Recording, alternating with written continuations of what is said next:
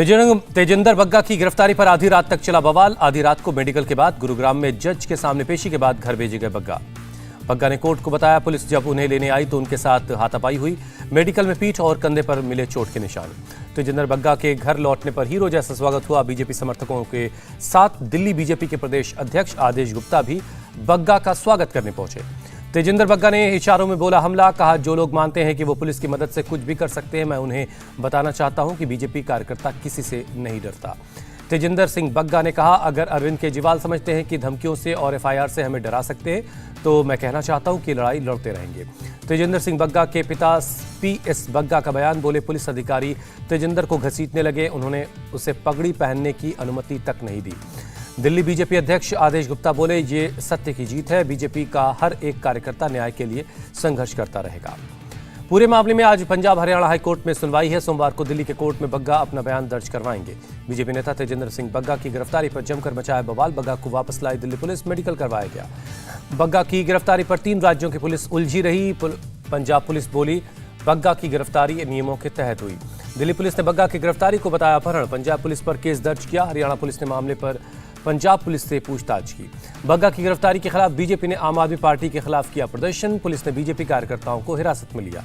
बग्गा के मामले में पंजाब पुलिस पहुंची हाईकोर्ट। हरियाणा पुलिस पर गैर कानूनी ढंग से बाधा पहुंचाने का आरोप लगाया।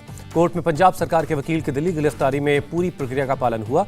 दिल्ली पुलिस एक अपराधी को पंजाब पुलिस के कब्जे से छुड़ा कर ले गई। पंजाब पुलिस का बयान, 1 मई को एफआईआर दर्ज होने के बाद बग्गा को 5 बार सम्मन भेजा गया था, एक बार भी पुलिस के सामने पेश नहीं हुआ। तेजिंदर सिंह बग्गा की वकील का आरोप, पंजाब पुलिस ने कोई प्रक्रिया फॉलो नहीं की, परिवार ने अपनी जान को बताया खतरा। बग्गा की गिरफ्तारी पर बोले हरियाणा के सीएम खट्टर, कहा पंजाब पुलिस दबाव में है, राजनीतिक कारणों से हुई गिरफ्तारी। सीएम खट्टर ने कहा दिल्ली पुलिस की जानकारी पर पंजाब पुलिस को रोका, बग्गा के अपहरण की जानकारी मिली थी। बग्गा के मामले पर अनिल विज का बयान, बोले जानकारी मिली थी कि बग्गा नाम के एक शख्स का अपहरण करके पंजाब ले जाया जा रहा है, हमने गाड़ी रोकी और दिल्ली पुलिस के हवाले कर दिया। आरोप है कि शुक्रवार सुबह पंजाब पुलिस बग्गा के घर पहुंची। पुलिस वालों ने बग्गा के पिता के साथ बदसलूकी भी की। बग्गा की मां का केजरीवाल पर आरोप, जो भी उनके खिलाफ बोलता है उसे दबाने की कोशिश करते हैं। तेजिंदर पाल बग्गा के पिता ने पंजाब पुलिस पर पंच मारने का आरोप लगाया, कहा केस दर्ज करवा दिया। पंजाब पुलिस के बचाव में उतरे आम आदमी पार्टी के प्रवक्ता सौरभ भारद्वाज, कहा बदले की कार्रवाई नहीं की गई। बग्गा की गिरफ्तारी पर बोले बीजेपी नेता कैलाश विजयवर्गीय, बंदर के हाथ लगा उस्तुरा। वाराणसी में आज फिर होगी ज्ञानवापी मस्जिद का सर्वे, मुस्लिम पक्ष ने लगाया आरोप, कहा दीवारों को उंगली से कुरेद कर देखा जा रहा है। वाराणसी में हंगामे के बीच ज्ञानवापी मस्जिद का सर्वे हुआ, मस्जिद के अंदर नहीं गई सर्वे की टीम। कोर्ट के आदेश पर हुआ मस्जिद का सर्वे, मस्जिद के बाहर दोनों पक्षों के लोगों ने किया जमकर हंगामा। हैदराबाद हॉरर किलिंग के मामले में ओवैसी ने तोड़ी चुप्पी, कहा मैं हमेशा मजलूम के साथ खड़ा हूं। ओवैसी का आरोप, बीजेपी भारत के मुसलमानों के खिलाफ ऐलान जंग कर चुकी है। असदुद्दीन ओवैसी का बयान, मौजूदा दौर में हुकूमत को बदलना आसान नहीं, लेकिन अपने नुमाइंदों को कामयाब कर सकते हैं। जोधपुर में 8 मई की रात 12 बजे तक लागू रहेगा कर्फ्यू, अगले आदेश तक इंटरनेट भी बंद रहेगा। दिल्ली के जहांगीरपुरी में ईंट फेंकने के बाद बवाल, लोगों ने किया हंगामा। हंगामे की खबर मिलते ही भारी तादाद में पुलिस फोर्स तैनात हुई, लोगों को समझा बुझाकर शांत करवाया गया। झारखंड के वरिष्ठ आईएएस ऑफिसर पूजा सिंघल के 18 ठिकानों पर ईडी की रेड, करीबियों के 2 ठिकानों से कुल 19 करोड़ 31 लाख रुपए बरामद हुए। खूंटी में मनरेगा में 18 करोड़ रुपए के घोटाले के मामले में ईडी की छापेमारी, खूंटी की डिप्टी कमिश्नर रह चुकी हैं पूजा सिंघल। ईडी की कार्रवाई को झारखंड के सीएम हेमंत सोरेन ने धमकी बताया, कहा बीजेपी मुख्य मुद्दे से ध्यान भटकाना चाहती है। आज झांसी का दौरा करेंगे सीएम योगी, अपने समीक्षा सत्र के दौरान प्रत्येक संभाग की गेहूं खरीद की प्रगति की रिपोर्ट देखेंगे। तेलंगाना दौरे के दूसरे दिन आज राहुल गांधी के कई कार्यक्रमों में शामिल होने की उम्मीद है। जेल में बंद एनएसयूआई के छात्रों से भी मुलाकात करेंगे। तेलंगाना प्रदेश कांग्रेस कमेटी की बैठक में होंगे शामिल, पीसीसी कार्यालय में होंगी मीटिंग। तेलंगाना के किसानों से राहुल गांधी का वादा, कहा कांग्रेस की सरकार बनी तो 2 लाख रुपए का लोन माफ किया जाएगा, सही एमएसपी भी दी जाएगी। दिल्ली में आज जेपी नड्डा उत्कर्ष महोत्सव को संबोधित करेंगे। केंद्रीय संस्कृत विश्वविद्यालय ने आयोजित किया है ये कार्यक्रम। जेपी नड्डा ने केरल सरकार पर साधा निशाना, कहा लेफ्ट के शासन के में केरल इस्लामिक आतंकवाद का गढ़ बन गया। बंगाल के काशीपुर में अमित शाह ने मारे गए बीजेपी कार्यकर्ता अर्जुन चौरसिया के परिवार से मुलाकात की, परिवार को न्याय दिलाने का भरोसा दिया। बीजेपी कार्यकर्ता की हत्या पर ममता सरकार पर बरसे गृहमंत्री अमित शाह, कहा टीएमसी के राज में बंगाल में राजनीतिक हिंसा हुई। कांग्रेस ने चंपावत से सीएम धामी के खिलाफ निर्मला गहतोड़ी को बनाया उम्मीदवार, 31 मई को होगा चुनाव। शिवपाल यादव ने अपनी पार्टी प्रगतिशील समाजवादी पार्टी का पुनर्गठन किया। 9 प्रकोष्ठों के प्रदेश अध्यक्षों का ऐलान किया। अयोध्या दौरे पर सीएम योगी आदित्यनाथ हनुमानगढ़ी और रामलला का दर्शन किया। अधिकारियों के साथ बैठक की। राज ठाकरे के खिलाफ एक और गैर जमानती वारंट जारी हुआ। 2008 में हिंसा के मामले में बीट की कोर्ट ने वारंट जारी किया। सपा नेता आजम खान की बेल पर बुधवार को सुप्रीम कोर्ट में सुनवाई। हाईकोर्ट ने बेल याचिका पर फैसला सुरक्षित रखा है। रामपुर पब्लिक स्कूल की फर्जी बिल्डिंग सर्टिफिकेट बनवाने का मामला, पुलिस ने आजम खान को बनाया है आरोपी। नवाब मलिक की पुलिस कस्टडी 20 मई तक बढ़ाई गई। मनी लॉन्ड्रिंग केस में जेल में बंद है नवाब मलिक। जीतो कनेक्ट 2022 के उद्घाटन समारोह में शामिल हुए PM Modi.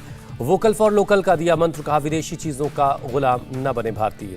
BCCI president Saurav Ganguly के घर गृह मंत्री अमित शाह के साथ किया डिनर। विदेश मंत्री एस जयशंकर और इटली के विदेश मंत्री की दिल्ली में मुलाकात। साइबर सुरक्षा समेत कई मसलों पर चर्चा हुई। वाणिज्य मंत्री पीयूष गोयल से भी मिले इटली के विदेश मंत्री। पीयूष गोयल ने कहा भारत इटली के बीच कारोबार की असीम संभावनाएं हैं। चीन पाकिस्तान से बढ़ते खतरों के बीच भारतीय सेना को मिलेंगे 2 Akash prime air defence missile system. Supreme court ने 5 जजों की संविधान बेंच को सौंपा अधिकारियों के ट्रांसफर पोस्टिंग का मामला। 11 मई को होगी अगली सुनवाई। दिल्ली हाईकोर्ट को जल्द मिल सकते हैं 7 जज। कॉलेजियम ने सरकार को नामों की लिस्ट भेज दी है। यूपी के जौनपुर में लड़के की मौत के बाद हंगामा गुस्साई भीड़ ने एम्बुलेंस को जलाया। उग्र भीड़ ने रोड जाम की। पुलिस की गाड़ियों को भी निशाना बनाया। कई गाड़ियों में तोड़फोड़ हुई। बवाल को बढ़ता देख डीएम और एसएसपी ने मोर्चा संभाला। हालात हुए सामान्य। हिंसा में ग्राम प्रधान जय हिंद यादव का नाम सामने आया। प्रधान समेत 3 लोगों की गिरफ्तारी हुई। जौनपुर के धर्मपुर में 2 लड़कों पर चाकुओं से हमला हुआ था। एक की मौत, दूसरा जख्मी।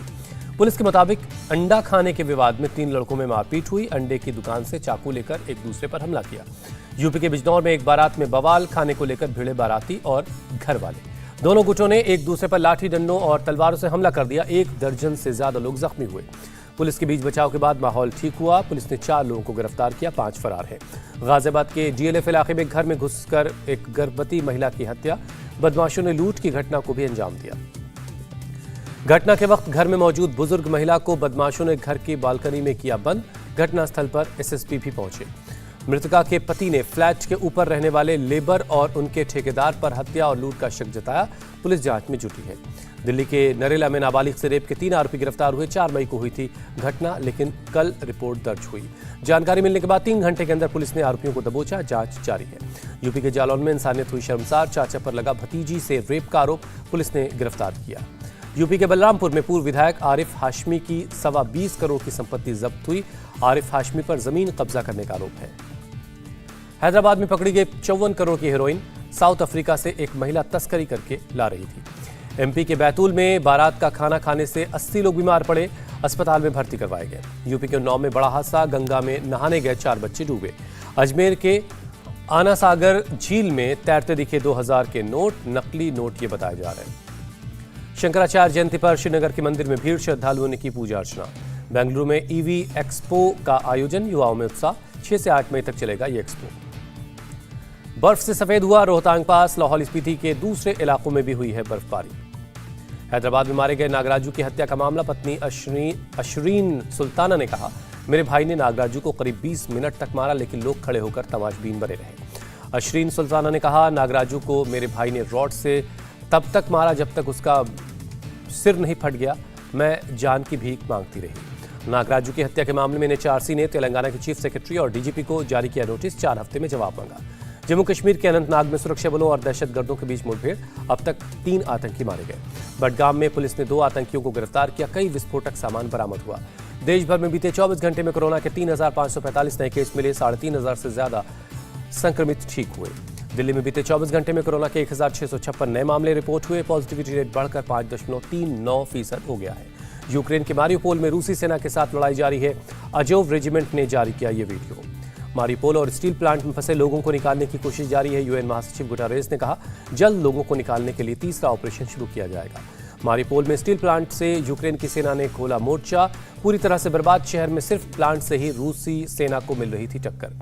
यूक्रेन के मारियोपोल में शुक्रवार को स्टील प्लांट से करीब 50 लोगों को निकाला गया। रूसी रक्षा मंत्रालय ने जारी की रिपोर्ट।